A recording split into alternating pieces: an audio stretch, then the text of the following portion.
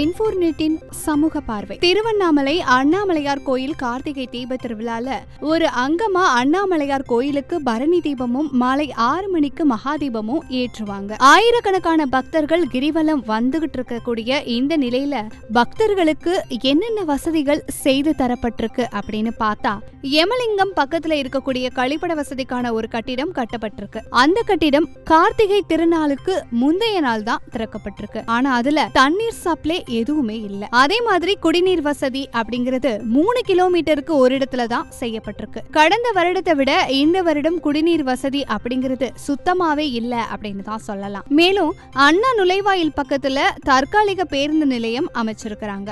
அங்க நிரந்தர குடிநீர் டேங்க் இருக்கு. அதுல தண்ணி இல்லாததால பல மாதங்களுக்கு முன்னாடியே பூட்டியும் வச்சுட்டாங்க. அத இப்ப கூட திறக்கல அப்படிங்கிறது தான் ஒரு சோகமான நடவடிக்கையாவும் இருக்கு. அதே மாதிரி கழிப்பிடத்துக்கான நிரந்தரமா கட்டப்பட்ட கட்டிடமும் பூட்டியே தான் இருக்கு.